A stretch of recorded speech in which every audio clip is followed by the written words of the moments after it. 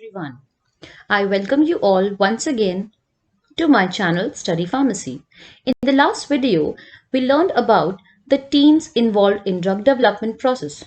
Leading it to further, in today's lecture, we will learn about non-clinical development process, its objectives and various studies conducted before the drug candidate is sent to the clinical studies.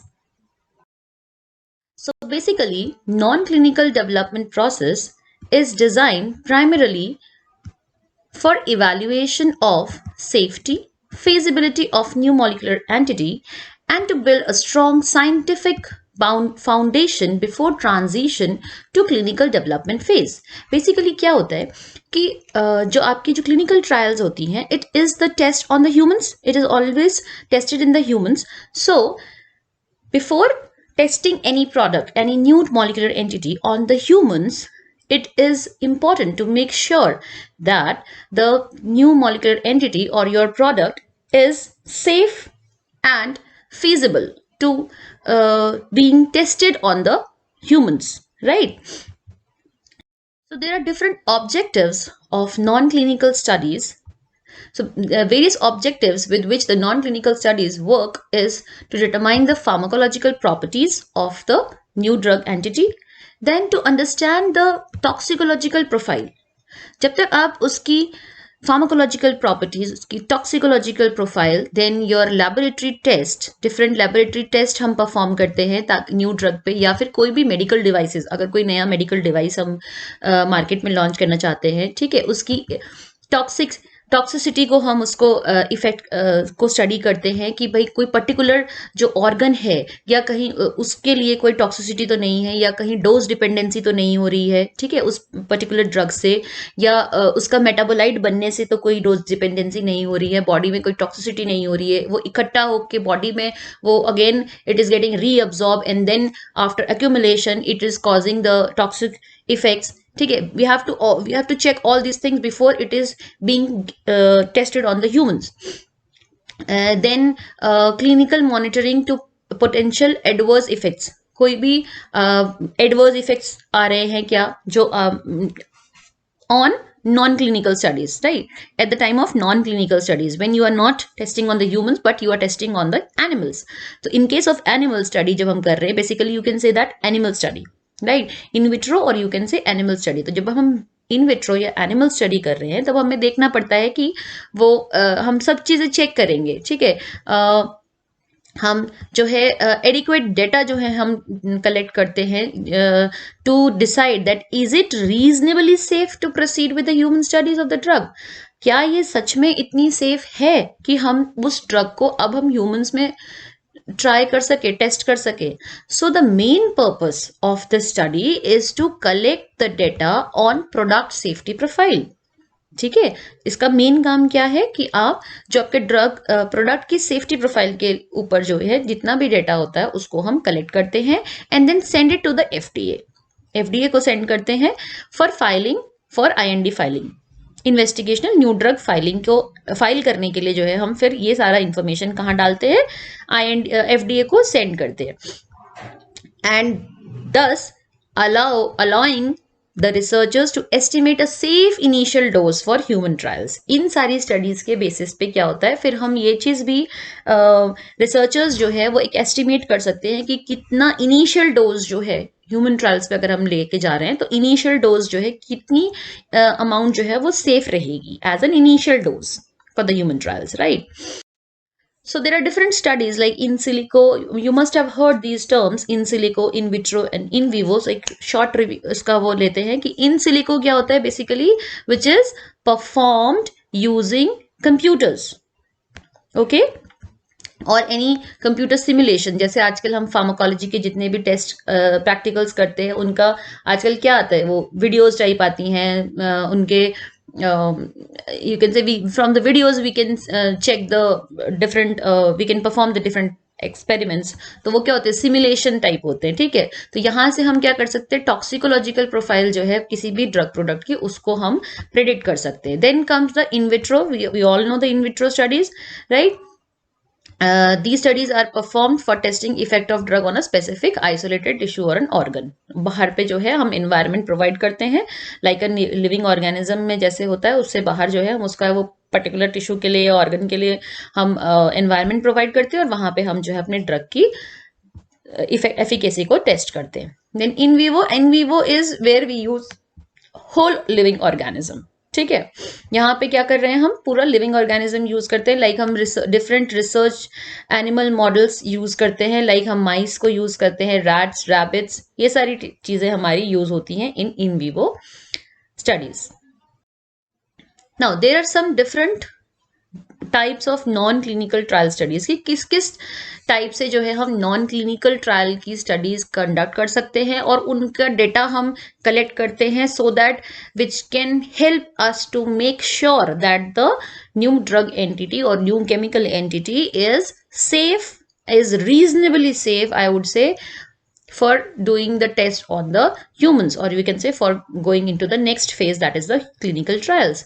तो इसमें आती है आपकी screening test. Screening test में क्या होता है? It is basically perform to indicate the presence और absence of a particular pharmacodynamic activity. एक किसी भी पर्टिकुलर आपकी जो फार्माकोडायनेमिक एक्टिविटी है, जैसे कि आपकी हाइपोग्लाइसेमिक एक्टिविटी है या कोई एनाल्जेसिक एक्टिविटी है, तो उस चीज को टेस्ट करने के लिए जो है हम ये वाली स्टडीज करते हैं, स्क्रीनिंग टेस्ट करते हैं. फिर वेरियस एंटीबैक्टीरियल या एंटीहिस्टामिनिक, ठीक है, एंटीवायरल, इन स्टडीज को चेक करने के लिए हम क्या करते हैं? आइसोलेटेड ऑर्गन्स में या बैक्टीरियल कल्चर पे स्टडी करते हैं. उसके बाद कुछ डिजीज को चेक करने के लिए कि हम जो है क्या करते हैं कि इसको आगे भी हम फर्दर पढ़ेंगे कि हम एनिमल मॉडल्स जो है उनमें डिजीज को इंड्यूस कराते हैं, राइट, इंड्यूस करा के and then we study the disease symptoms. ठीक है, लाइक सीजर्स हो गए या आपको हाइपर सेंसिटिविटी हो गई किसी में, ठीक है, या फिर हमने ट्यूबरकुलोसिस हमने कंडक्ट कर उसमें इंड्यूस करा के देन हमने एंटी ट्यूबरकुलर एक्टिविटी चेक करी, इस तरीके से. फिर जो है आपका कुछ आती हैं हम डिफरेंट टाइप की जो है डिटेल स्टडी करते हैं एक्टिव कंपाउंड्स की to confirm and characterise the activity. जो आपका न्यू केमिकल एंटिटी है, क्योंकि वो नया ड्रग है और यू कैन से अगर कोई ड्रग अवेलेबल भी है तो उसका वो क्या है? मेटाबोलाइट है, नया है, उसके ऊपर स्टडीज हम पहली बार कर रहे हैं. तो न्यू ड्रग केमिकल एंटिटी है, तो इसलिए जो है हम उसको उसकी जो उसकी सारी की सारी एक्टिविटी है और जितना भी उसको हम जो है कंफर्म करते हैं कि हाँ यही सारी एक्टिविटीज जो पहले आई हैं उसको टेस्ट करके हम कंफर्म करते हैं कि यही एक्टिविटीज हैं, ये इसकी कैरेक्टरिस्टिक्स हैं. देन मैकेनिज्म ऑफ एक्शन को डिस्कवर करते हैं, डिफरेंट स्टडीज कंडक्ट करते हैं कि किस मैकेनिज्म से जो है आपका ड्रग जो है एक्ट कर रहा है बॉडी पे, कौन सा मैकेनिज्म वो इन्वॉल्व होता है इसमें. देन हम सिस्टमिक फार्माकोलॉजी स्टडीज भी करते हैं. तो regardless of the primary action of the drug, its effect on major organs और organ systems such as nervous, cardiovascular system, respiratory, renal, it is also being studied. क्योंकि आपका जो drug है, it is not only affecting your the site of action, but sometimes maybe it's metabolites. They also affect your other major organ systems. So उस चीज को भी हमें study करना जरूरी है कि भाई जो आपका ड्रग अंदर बॉडी में जा रहा है तो वो दूसरे ऑर्गन्स को किस तरीके से अफेक्ट कर रहा है एंड कितना अफेक्ट कर रहा है. इसी तरीके से जो है हम डोज रिस्पॉन्स रेशियोज हो गए, मैक्सिमम इफेक्ट्स हो गई, ठीक है, इन सबको, और जो एफिकेसी हो गया, जो इन सब की स्टडीज को भी हम कंडक्ट करते हैं. ठीक, देन टॉक्सिसिटी स्टडीज भी कंडक्ट करते हैं and that is very important, toxicity studies. तो टॉक्सिसिटी स्टडीज की जब हम बात करते हैं तो वहां एक टर्म आती है आपकी LD50, राइट. सो LD50 क्या होता है? LD50 is basically, suppose for example we are taking 100 patients, ठीक है, आपने 100 पेशेंट्स को सेम जो है क्वांटिटी ऑफ ड्रग दिया है, ठीक है. अगर मान लो उसमें से 50% ऑफ द प्रोडक्ट 50% पेशेंट्स को अगर टॉक्सिसिटी रिजल्ट्स आते हैं, माने कि 50% पेशेंट्स अगर टॉक्सिक इफेक्ट 50% पेशेंट्स पे अगर टॉक्सिक इफेक्ट शो हो रहा है और वो जो है पेशेंट्स और you can say animals they are getting killed, then it means then that is the LD50 of that dose is the LD50 of the particular drug, right? तो उसे हम बोलते हैं लीदल डोज, ठीक है। तो इसमें हम एक्यूट स्टडी भी, एक्यूट टॉक्सिसिटी स्टडी भी करते हैं, ऑर्गन टॉक्सिसिटी स्टडी भी करते हैं। Non clinical studies are conducted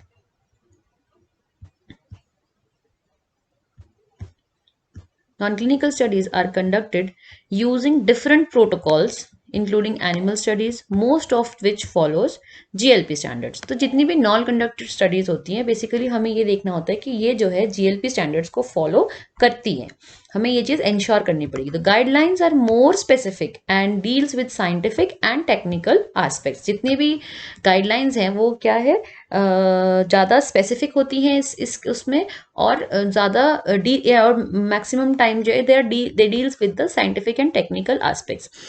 तो जो during early pre clinical process, जो प्री क्लिनिकल प्रोसेस का जो अर्ली टाइम है, मतलब ठीक है, अर्ली स्टेजेस जो हैं उसको हम बेसिकली उसको हम और भी क्या टर्म बोलते हैं, गो नो गो। माने कि अभी जो है वो एक डिलेमा में है, ये सिचुएशन जो है आपकी कैसी, एक डिलेमा वाली सिचुएशन है कि आपका जो ड्रग कैंडिडेट है वो नेक्स्ट स्टेप में जाएगा कि नहीं जाएगा, जाएगा कि नहीं जाएगा, मतलब एक डिलेमा रहता है, ठीक है। वो डिलेमा को ओवरकम कैसे करते हैं हम, by getting the data on the different जो हम स्टडीज करते हैं, लाइक उसकी ड्रग की अवेलेबिलिटी हो गई, ठीक है, आपका एब्जॉर्प्शन स्टडी हो गई, उसकी डिस्ट्रीब्यूशन कैसा है, मेटाबॉलिज्म हो गया, देन ड्रग कैंडिडेट सेफ्टी हो गया, ठीक है, देन सॉरी हाँ सेफ्टी हो गया, देन योर डोज टॉक्सिसिटी, कोई जेनोटॉक्सिसिटी तो नहीं शो कर रहा है, वो वाली स्टडीज हो गई, ठीक है। देन आपका म्यूटाजेनिसिटी स्टडी हो गई, म्यूटाजेनिक कोई म्यूटाजेनिसिटी तो नहीं कॉज कर रहा है, अगर नहीं कर रहा है तो it means it is a safe, it is very safe, ठीक है। उसकी pharmacology, then your toxic studies. तो ये सारी स्टडीज का डेटा जब हमें पॉजिटिव मिल जाता है, then we can say that yes the drug is now you can say safe for the human trials and can go in the next stage. So these studies are often conducted on animals and are performed before filing the IND application. New drug application जो है उसको file करने से पहले जो है हम ये वाली स्टडीज कंडक्ट करते हैं। Now there are different approaches to drug discovery, that is your pharmacological approach,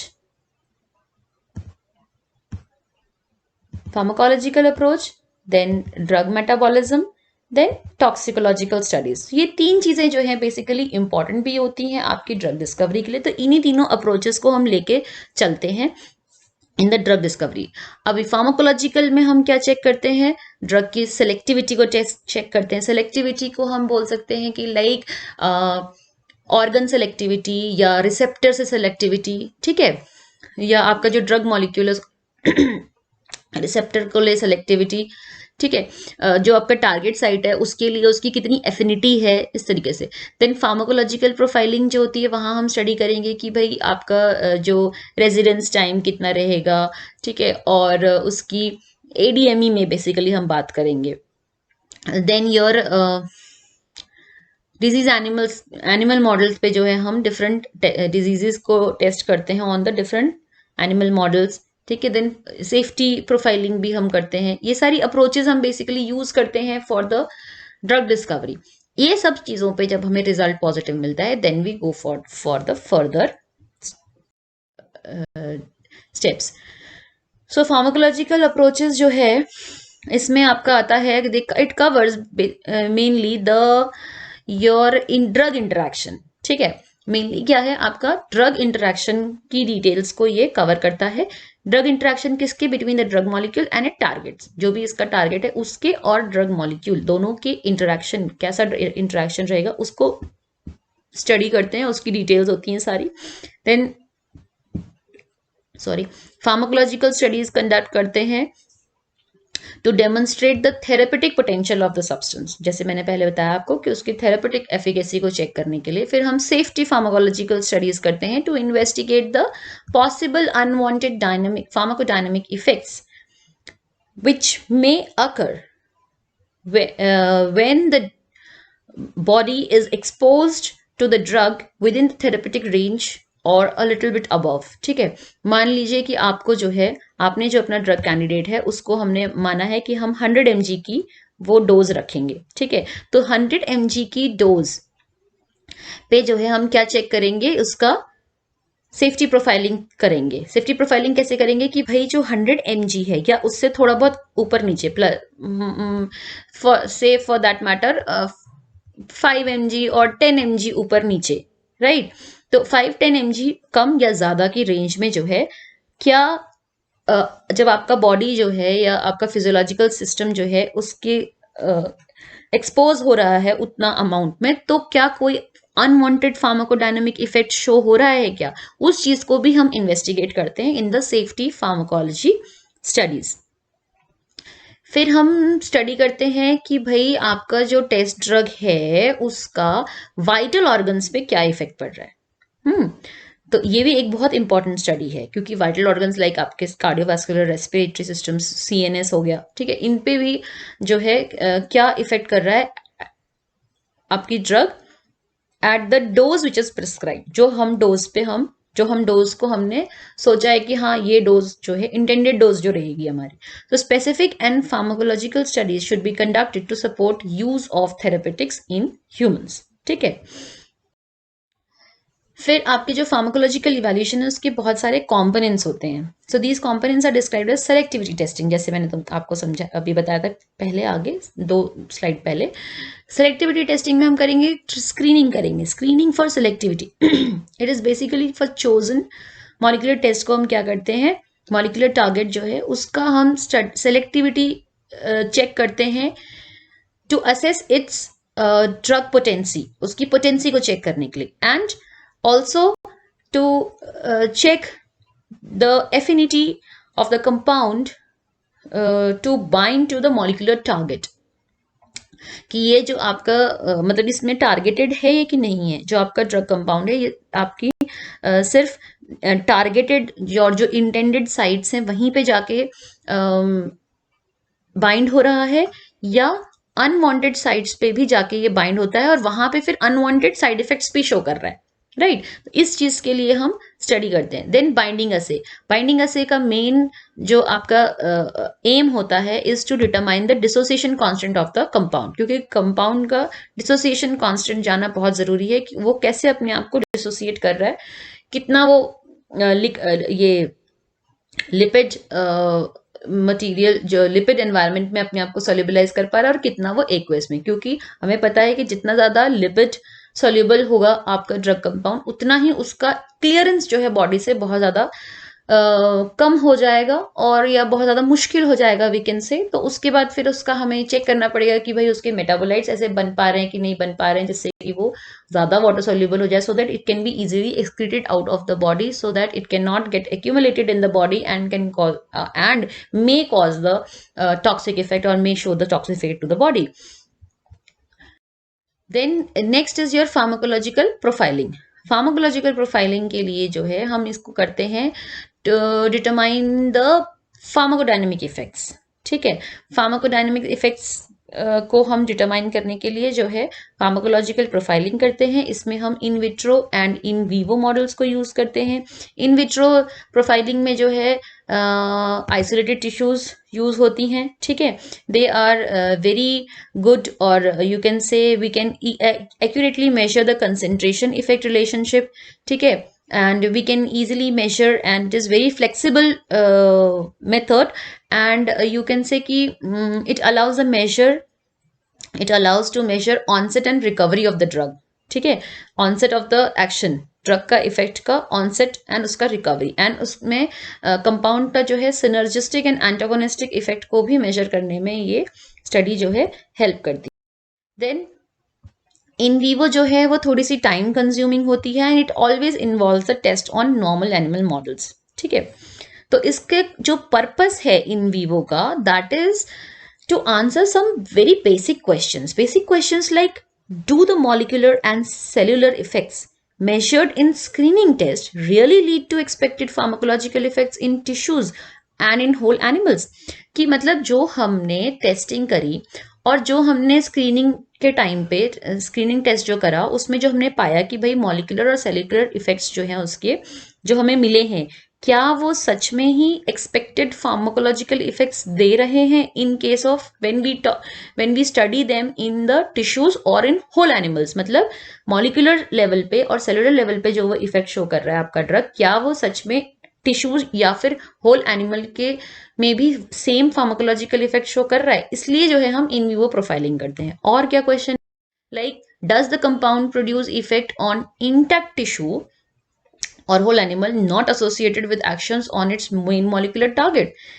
क्या आपका जो ड्रग है वो कुछ ऐसा इफेक्ट प्रोड्यूस कर रहा है जो कि उसको यू कैन से जो कि उसको नहीं प्रोड्यूस करना चाहिए, मतलब कोई साइड इफेक्ट तो नहीं प्रोड्यूस कर रहा है, यू कैन से दैट।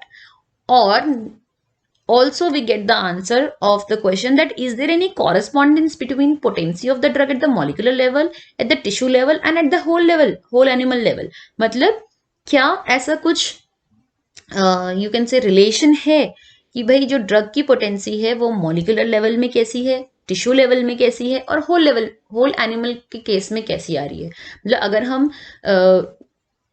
मतलब कोई चेंजेस तो नहीं है पोटेंसी में, मतलब एनिमल ड्रग मॉलिक्यूलर लेवल पे भी सेम पोटेंसी दिखा रहा है, ड्रग टिश्यू लेवल में भी सेम दिखा रहा है, और क्या ये एनिमल के केस में भी जब हम होल एनिमल यूज कर रहे हैं तब भी क्या ये सेम दिखा रहा है? तो ये चीज, इन चीजों को आंसर लेने के लिए, इन चीजों को आंसर ढूंढने के लिए जो है हम इन विवो प्रोफाइलिंग करते हैं। Then we do the testing of disease in animals. इसमें हम 3 टाइप के एनिमल मॉडल्स यूज करते हैं, acute physiological and pharmacological model, chronic physiological and pharmacological model and your genetic model. ठीक है, तो जब हम एक्यूट की बात करेंगे तो यहां क्या होता है कि the model is intended to mimic certain aspects of the clinical disorder. यहाँ क्या हो रहा है कि हमने मॉडल को क्या किया है कि उसको, जैसे कि हमने उसमें सीजर्स इंड्यूस कराए, ठीक है, सीजर्स इंड्यूस कराते हैं हम इलेक्ट्रिक ब्रेन स्टिमुलेशन से, ताकि हम एपिलेप्सी को मॉडल बना सके, एपिलेप्सी के डिजीज का मॉडल बना सके, फिर उसको सीजर्स आएंगे, फिर हम उसको एंटी एपिलेप्टिक ड्रग देंगे। या हम हॉट प्लेट को यूज करते हैं as a model for the pain, ठीक है, model of pain for analgesic drugs, ठीक है। या हम ब्रोंको कॉन्स्ट्रिक्शन इंड्यूस कराएंगे using histamines as a role model for asthma. Asthma को ट्रीट करने के लिए पहले हम इंड्यूस कराएंगे, मतलब हम मिमिक करवाएंगे ओरिजिनल क्लिनिकल डिसऑर्डर को। दूसरा आता है आपका chronic physiological and pharmacological models. इसमें क्या है, हम एक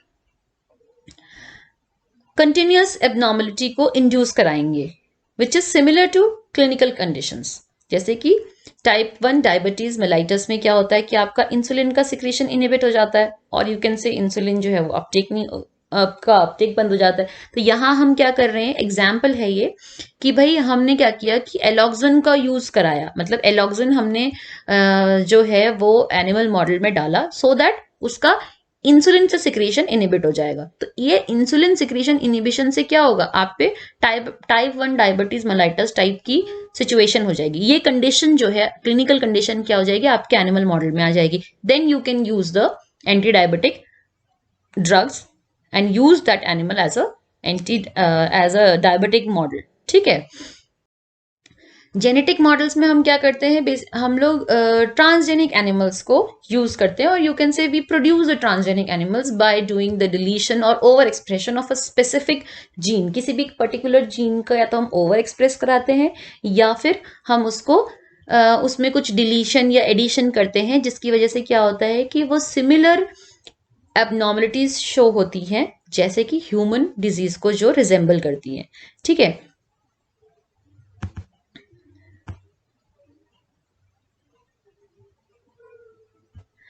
फिर हम नेक्स्ट आता है आपका सेफ्टी फार्माकोलॉजी। सेफ्टी फार्माकोलॉजी में मेनली जो हमारा इवैल्यूएशन होता है या मेन जो आपका गोल रहता है is to detect the possible here possible unwanted or dangerous effect of the on effects on the exposure of the drug to the therapeutic dose. मतलब सेफ्टी फार्माकोलॉजी में हमारा मेन मोटिव क्या होता है इस स्टडी को करने का कि भाई आपका जो थेरेपेटिक डोज डिसाइड हुई है उस डोज में कुछ ऐसा अनवांटेड या डेंजरस इफेक्ट तो नहीं शो हो रहे हैं, ठीक है। इस चीज को जो है हम स्टडी करते हैं। और also we study that the we study and we identify कि भाई कोई जो आपका न्यू ड्रग है उनके मेन ऑर्गन्स जो हैं, ठीक है, उन पे जो हमारे वाइटल ऑर्गन्स हैं वी कैन से, उन पे कोई अनएक्सपेक्टेड या कोई टॉक्सिक इफेक्ट तो नहीं शो हो रहा है। ये चीज़ों को स्टडी करते हैं हम under safety pharmacology. Then some कुछ ऐसी स्टडीज होती हैं जहाँ पे आपको सेफ्टी फार्माकोलॉजी स्टडी नहीं करनी पड़ती है, they are not required. So these are like anything any study which is anything which is locally applied agent. कोई अगर लोकली अप्लाइड एजेंट है तो डॉर्मल या ऑक्यूलर टाइप साइट है उसका, ठीक है, तो उसमें करने की जरूरत नहीं। या कोई बहुत ही वेल नोन आपका ड्रग है, ठीक है, जिसमें ऑलरेडी जो है फार्माको, या फिर कोई ऐसा है कि भाई जिसकी pharmacokinetics and pharmacodynamic studies already हो चुकी हैं, फार्माकोलॉजी उसकी ऑलरेडी पढ़ी जा चुकी है, तो इन चीज़ों में जो है आपको सेफ्टी फार्माकोलॉजी स्टडी करने की ज़रूरत नहीं होती है।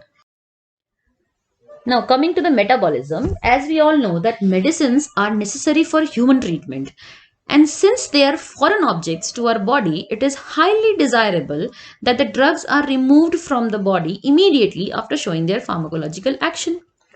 तो क्या होता है कि the longer the drugs spend time in the body, the greater the chances of its side effects. So human body has a natural mechanism for eliminating these foreign objects, which is mainly facilitated by the process known as drug metabolism. So drug metabolism is basically biochemical modification from one chemical to another, which generally occurs through specialized enzyme systems. ठीक है, इसमें क्या होता है, अभी drug हम जैसे मैंने बोला कि भाई जो ड्रग है आपका, जो भी मेडिसिन है आपकी, वो क्या होती है, ह्यूमन के लिए पॉजिटिव इफेक्ट के लिए चाहिए वो, ठीक है। हम नहीं चाहते कि ड्रग जो है हमारे अंदर कोई भी टॉक्सिसिटी प्रोड्यूस करे या कोई भी अनवांटेड इफेक्ट को प्रोड्यूस करे। तो जो आपका ड्रग है, लेकिन ड्रग क्या है हमारी बॉडी के लिए, क्या है, वो एक फॉरेन ऑब्जेक्ट है। तो बॉडी क्या करती है, हमेशा कोशिश करेगी कि अपनी बॉडी से, हमारे अंदर से बॉडी मतलब फॉरेन ऑब्जेक्ट को जो है बाहर रिमूव करे। तो जैसे ही आपकी ड्रग ने आपका अपना फार्माकोलॉजिकल इफेक्ट पूरा किया, it is intended that it will get remove from the body. तो इसी चीज को, यही जो बॉडी से बाहर निकालने के प्रोसेस को ही हम बोलते हैं drug metabolism. After the drug has shown its pharmacological effect, that is important to note that after the drug has shown its pharmacological action on the body. So drug metabolism कैसे होता है, फिर कैसे ये बाहर बॉडी से जा रहा है, एक्सक्रीट आउट कैसे होएगा, बाय द बायोकेमिकल मॉडिफिकेशन। ठीक है, ड्रग का क्या होगा, बायोकेमिकल मॉडिफिकेशन होगा। Using several specialised enzymes the drug is converted from one chemical form to another. It basically involves converting lipid chemical compounds or you can into highly polar derivatives which can be easily excreted out by the body. So the main goal is to make the drug easier to excrete. ठीक है, drug metabolism का main role क्या है आपका, कि वो body से जो है ड्रग जो है इजीली एक्सक्रीट आउट हो जाए। इसलिए इसमें क्या होता है, मोस्ट ऑफ द टाइम आपका जो लिपोफिलिक ड्रग है या लिपोफिलिक केमिकल कंपाउंड जो होता है आपका, उसको हाईली पोलर कंपाउंड में कन्वर्ट करती है using the enzymes, different enzymes, specialised enzymes, और फिर जो है उसको इजीली जो है वो बॉडी से एक्सक्रीट आउट हो जाती है। तो मेटाबॉलिज्म में दो फेजेस होते हैं, एक आपका फेज 1 रिएक्शन एंड दूसरा आपका फेज 2 रिएक्शन। फेज 1 में आता है आपका इससे ऑक्सीडेशन, रिडक्शन, हाइड्रोलिसिस, ये सारी चीजें आती हैं। ठीक है, फेज 2 में क्या होता है आपका, कॉन्जुगेशन रिएक्शंस आती हैं, जैसे कि ग्लाइकोसाइलेशन हो गया, मिथाइलेशन हो गया। ठीक है, तो फेज 1 रिएक्शन में क्या होता है, मेनली या तो हम ड्रग की एक्टिविटी को टर्मिनेट कर देते हैं, ठीक है, माने कि ड्रग की एक्टिविटी क्या हो जाएगी, वहां पे स्टॉप हो जाती है आफ्टर फेज 1 रिएक्शन। या फिर कोई भी जो प्रो ड्रग है, प्रो ड्रग मीन्स जो इनएक्टिव फॉर्म में है, वो inactive form of drug is then get converted into the active form after the metabolism. ठीक है, तो दो चीजें होती हैं फेज वन रिएक्शन से. फेज वन रिएक्शन में क्या होता है, फंक्शनल ग्रुप जो है, जो कि रिएक्टिव फंक्शनल ग्रुप है, उस पे जो है काम होता है. ठीक है, और फेज टू रिएक्शन क्या होती है, it mainly consist of a conjugation reaction with the exogenous substance. आपके जो दूसरे कोई सब्सटेंसेस हैं, जैसे ग्लूकेरोनिक एसिड हो गया, सल्फेट हो गई, ग्लाइसिन हो गई, ठीक है, मिथाइल ग्रुप्स हो गए, तो इनके साथ क्या होता है, एक्सोजिनस सब्सटेंसेस हैं, इन सब्सटेंसेस के साथ क्या होता है, कॉन्जुगेट हो जाता है आपका केमिकल कंपाउंड, यानी कि आपका ड्रग. ठीक है, और फिर जो मेटाबोलाइट बनता है वो जो है वो आपका कैसा बनेगा, पोलर बनेगा, पोलर डेरिवेटिव होगा, जो कि इजीली आपकी बॉडी से एक्सक्रीट आउट हो जाता है. ठीक है,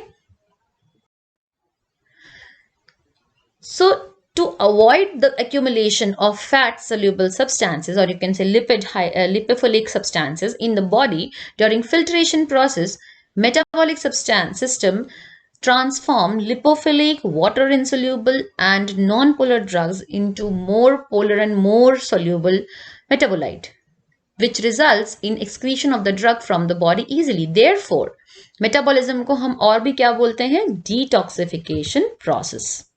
ठीक है, तो मेटाबॉलिक ऑर्गन्स कौन कौन से होते हैं, प्राइमरी साइट जो है आपकी मेटाबॉलिज्म की वो होती है आपकी इंटेस्टाइन एंड लिवर. लिवर में भी जो प्राइमरी साइट होगी वो बोलेंगे हम स्मूथ एंडोप्लाज्मिक रेटिकुलम्स, ठीक है, ऑफ द लिवर सेल्स. तो इसीलिए हम लिवर में जो होती है उसको हम बोलते हैं लिवर मेटाबॉलिज्म, और यू कैन से हिपैटिक मेटाबॉलिज्म. और लिवर के अदर देन लिवर जिस भी ऑर्गन में मेटाबॉलिज्म अगर हो रहा है, जैसे कि लंग्स में, किडनी में, प्लासेंटा में, या एड्रिनल ग्लैंड्स में, स्किन में, जहां भी कहीं भी एक्सेप्ट लंग्स, उसको सॉरी एक्सेप्ट योर लिवर, उसको हम बोलेंगे एक्स्ट्रा हिपैटिक मेटाबॉलिज्म. ठीक है, तो various enzymes are used in the metabolism. Mainly जो यूज होती है that is cytochrome P450 enzyme. ठीक है, तो आपका जो इन विट्रो मॉडल्स होते हैं उसमें मेनली जो हमारा मेन एप्लीकेशन जो होता है इसका, that is to perform the phenotyping of the reaction for a drug candidate. And we also second application जो होता है is the CYP mapping. CYP cytochrome P450 mapping. ठीक है, उसके बाद इन विट्रो मॉडल्स जो होते हैं वहां पे हम different type of cell lines use करते हैं, जैसे कि immortalise cell lines. Immortalise cell lines में आ जाता है आपका example of Caco2 cell lines, ठीक है, जो कि ह्यूमन कोलोन कैंसर से डिराइव्ड होती हैं. Then your transfected cell lines, ठीक है, एंड योर हिपैटोसाइट्स. ठीक है, और in vivo ex situ and in situ models में आपका आ जाता है, जैसे कि इन सिटू मॉडल्स में आपका आता है कि these models mainly mimic the in vivo absorption, transport and metabolism of the excretion of the drugs. ठीक है, और इसमें आपके लंग परफ्यूजन मॉडल्स आ जाते हैं जिन्हें हम स्टडी करते हैं. These are useful tools for the toxicological and pharmacological studies. Ex vivo models में आता है आपका, they are basically use to study changes in expressions, changes in expression level of the enzyme. X Vivo model में जो है हम enzyme का, या जो आपका ड्रग ट्रीटमेंट के बाद जब आपने ड्रग दे दिया उसके बाद आपकी एंजाइम, कोई पर्टिकुलर एंजाइम जो है उसके एक्सप्रेशन लेवल, उसको उसके लेवल्स में क्या चेंज आ रहा है, या उसके ट्रांसपोर्टर एक्टिविटी में क्या चेंज आ रहा है. ठीक है, या फिर कहीं मतलब कोई जो इन्फॉर्मेशन मिल रही है आपको, ऐसी कोई इन्फॉर्मेशन, क्या उसका कोई लिंक है विद द टॉक्सिकोलॉजिकल और यू कैन से फार्माकोलॉजिकल इफेक्ट. ठीक है, तो ये सारी चीजों को हम स्टडी करते हैं. Third approach is your toxicological approach to the drug discovery. It is very mandatory in the drug development process. Toxicological study is very mandatory.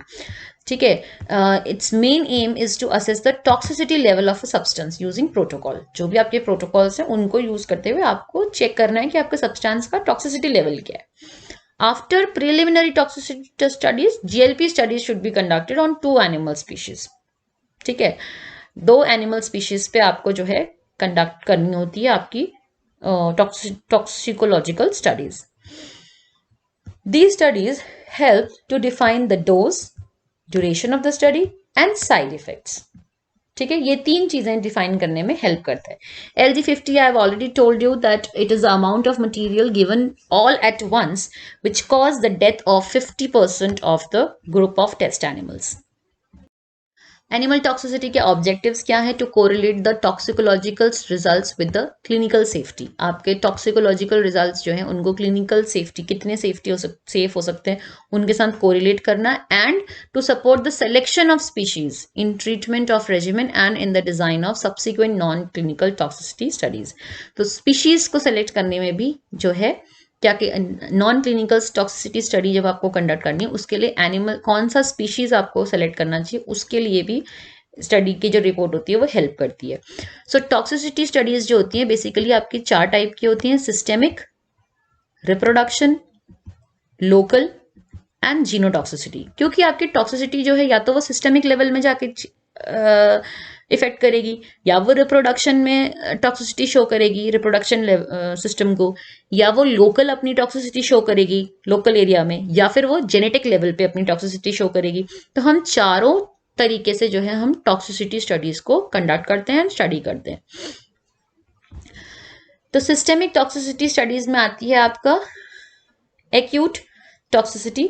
Acute toxicity is also known as single dose study, एक time dose दिया और उसका study किया। Acute toxicity studies में also assist in the selection of initial dose for phase 1 studies in human trials. Humans में जब हम phase 1 study कर रहे हैं तो उस टाइम जो है इनिशियल डोज को सेलेक्ट करने के लिए ये एक्यूट टॉक्सिसिटी स्टडी की रिजल्ट्स जो होते हैं वो हमारे लिए हेल्पफुल होते हैं। फिर आती है आपकी long term toxicity. Long term toxicity का मेन ऑब्जेक्टिव क्या होता है कंडक्ट करने का? To characterise the toxicological profile of the test compound after repeated administration. Long term है यानी कि क्या हो रहा है, आप उसको रिपीटेडली जो है ड्रग को बॉडी के अंदर इंट्रोड्यूस कर रहे हो। तो लॉन्ग टर्म पे देने से, ड्रग को देने से बॉडी पे क्या इफेक्ट पड़ता है, क्या उसका टॉक्सिकोलॉजिकल प्रोफाइलिंग रहती है, वो चीज जानने के लिए हमें long term toxicity study. Teratogenic, teratogenic में क्या होगा, ये किस पे होएगा? जहां पे हम प्रेग्नेंट लेडीज या जिन्होंने चाइल्ड बियरिंग एज में जो हैं या जो ऑलरेडी जिन्होंने कंसीव किया हुआ है, तो वो टाइप की पॉपुलेशन जो है हमारी टारगेट में अगर है ड्रग देने के लिए, then we do this teratogenicity studies. इसमें क्या होता है कि जब ऑर्गेनोजेनेसिस पीरियड होता है, मतलब जिस टाइम पीरियड में आपके प्रेग्नेंट वुमेन के अंदर जो है ऑर्गेनोजेनेसिस हो रहा है, ऑर्गन्स का डेवलपमेंट हो रहा है बच्चे का, तब जो है हम ये ड्रग जो है हम उसको देंगे, and then we will study that वो डोज जो हमने दी है ड्रग की, क्या वो उसके कोई मैटरनल टॉक्सिसिटी कॉज कर रही है या नहीं कर रही, या कितने अमाउंट देने से, या कितना डोज का कितना अमाउंट होना चाहिए जिससे कि मैटरनल टॉक्सिसिटी कोई भी शो नहीं होगी। ठीक है, तो जो भी हम एनिमल स्टडी करेंगे वहां पे हमें ये चीज ध्यान में रखनी पड़ेगी कि रूट ऑफ एडमिनिस्ट्रेशन हम वही लेंगे जो कि हम ह्यूमंस में लेना चाहते हैं। फिर आता है आपका prenatal perinatal studies. Perinatal studies जो है it is particularly recommended if the drug is to be administered to a pregnant और a lactating women for prolonged period. Lactating mother and pregnant lady, ठीक है, उनको अगर हम दे रहे हैं for a longer period of time, prolonged, ठीक है, and the drug must be administered. इसमें क्या होता है कि आप जो ड्रग है वो last 3rd trimester of pregnancy and during breast feeding. आपका जो प्रेगनेंसी का जो लास्ट 3rd ट्राइमेस्टर है उसमें ड्रग एडमिनिस्टर कर रहे हैं, मतलब आप ड्रग देंगे वो टाइम पे या फिर ड्यूरिंग द ब्रेस्ट फीडिंग। ठीक है, तो यहाँ पे क्या होता है कि we do the macroscopic autopsy if necessary histopathology भी हम कंडक्ट करते हैं, and here in this type of study animal sacrifice is required. फिर हम लोकल टॉक्सिसिटी की बात करते हैं। लोकल टॉक्सिसिटी क्या होती है आपकी, जो आप रूट ऑफ एडमिनिस्ट्रेशन जैसे आपने अदर देन ओरल जहाँ पे है, जैसे कि स्किन हो गया, वजाइनल हो गया, कोई भी म्यूकस मेम्ब्रेन्स जहाँ पे हैं, तो वो टाइप के एरिया में हम लोकल टॉक्सिसिटी को टेस्ट करते हैं, स्टडी करते हैं कि अगर हम ड्रग को अप्लाई कर रहे हैं उस पर्टिकुलर एरिया में तो वहाँ पे कोई टॉक्सिसिटी तो शो नहीं हो रही है, right. Then comes the genotoxicity. Genotoxicity is basically to study the any harmful effects on genetic material, कि कोई भी जेनेटिक मटेरियल में तो कोई चेंज नहीं आ रहा है। सो in vitro and in vivo genotoxicity tests are performed to detect the directly or indirectly induced genetic damage. और जो भी आपका डीएनए का जो डैमेज होता है वो 3 लेवल से, हमने जैसे बायोटेक्नोलॉजी में पहले पढ़ा है कि भाई वो 3 लेवल पे हो सकता है, या तो पॉइंट म्यूटेशन होगा, या तो क्रोमोसोमल म्यूटेशन होगा, या फिर जीनोमिक म्यूटेशन होगा.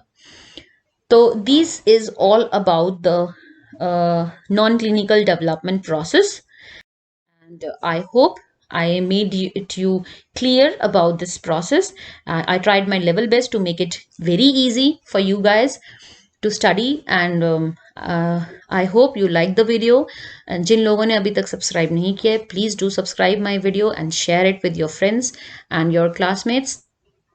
एंड प्रीवियस वीडियोस जितनी भी हैं उसके लिंक्स मैं अपने नीचे डिस्क्रिप्शन बॉक्स में दिए हुए हैं, उनको भी देखिए. अपने अपकमिंग एग्जाम्स के लिए आप इनको तैयारी कीजिए, और जो बहुत जल्द मैं नेक्स्ट वीडियो इसके साथ कंटिन्यूएशन में लेके आऊँगी. Till then, thank you, take care, bye bye.